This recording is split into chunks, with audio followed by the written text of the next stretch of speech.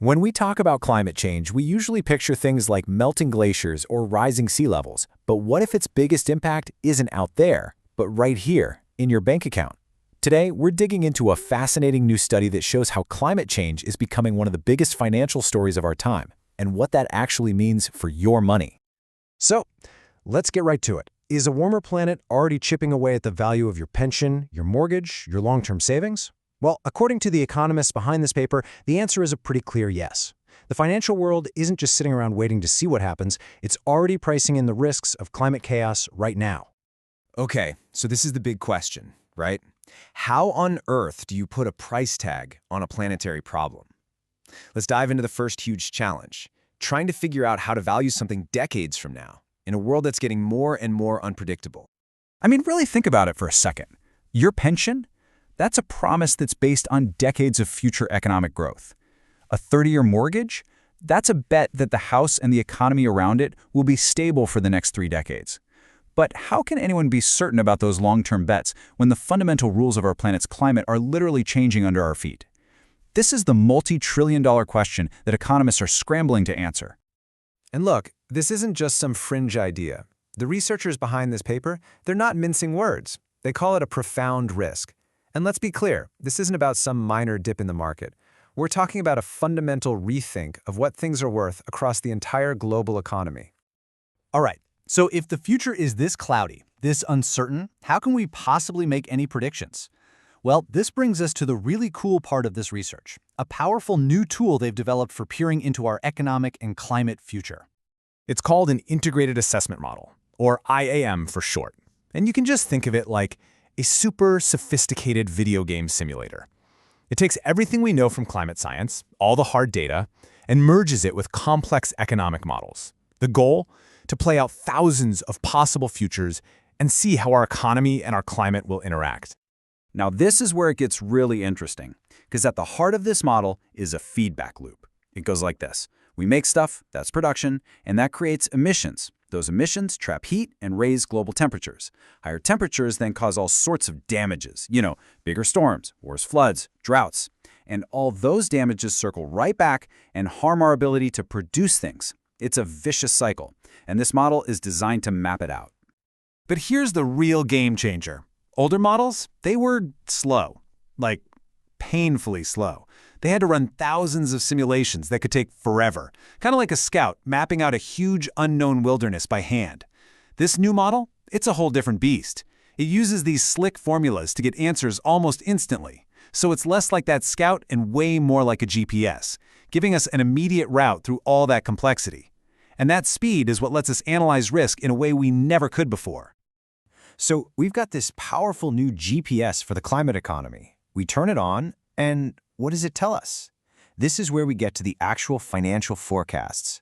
And honestly, they're pretty mind-blowing. First up, the big headline number. The model predicts that by 2100, all these climate risks are going to push long-term interest rates down by about 30 basis points. Now, I know, 0.3%, that might not sound like a lot, right? But in the world of global finance, government debt, and corporate bonds, that is a seismic shift. It affects everything from the interest on your mortgage to the cost of building new infrastructure. So, why? Why does this happen? Well, the logic is actually pretty simple when you break it down. There are 2 big reasons. First, all those climate damages are expected to put a drag on long-term economic growth. And second, when the future feels more uncertain, what do we all do? We tend to save a bit more for a rainy day. Economists call this precautionary savings. Both of those forces together push interest rates down. This leads us to a really key idea, the climate risk premium.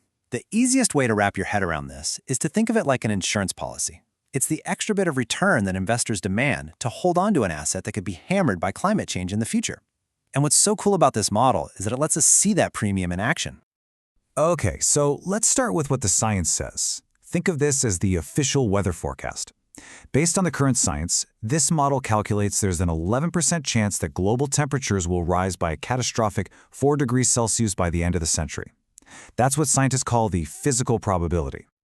But then you have the investors. And investors, well, they see things a little differently. They don't just care about what's most likely to happen. They are obsessed with the worst-case scenarios, because that's where you lose everything. So financial markets are actually behaving as if there's a 13% chance of that terrible outcome. They're basically over-insuring against disaster.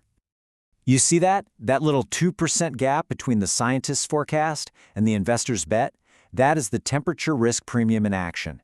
It's the invisible price tag the market has already put on financial insurance against a worst-case climate future. It's not a theory. It's already baked into the system. Okay, stay with me, because this all leads to the big one, the single most important number to come out of this whole study. We know rates are falling, we know markets are pricing in risk, so what's the bottom line? It's something called the social cost of carbon, or SCC. And what is that? It's the ultimate price tag.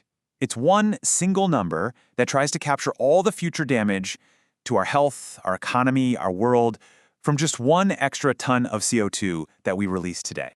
And the number this new model spits out is a whopping $270. Just let that sink in.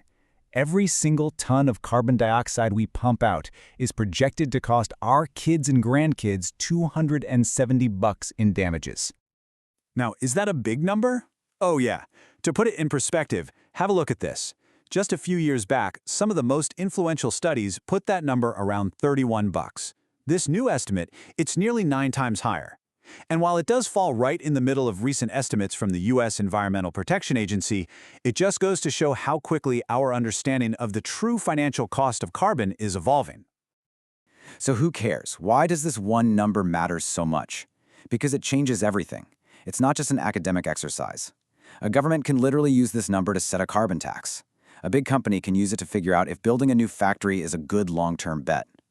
For the first time, it gives us a concrete tool to weigh the costs of doing something versus the cost of doing nothing. And that really leaves us with one final, very powerful question. For years, the whole debate has been about how much it costs to fight climate change. But this research just flips that whole conversation on its head. We now have a much clearer, much scarier picture of the cost of inaction.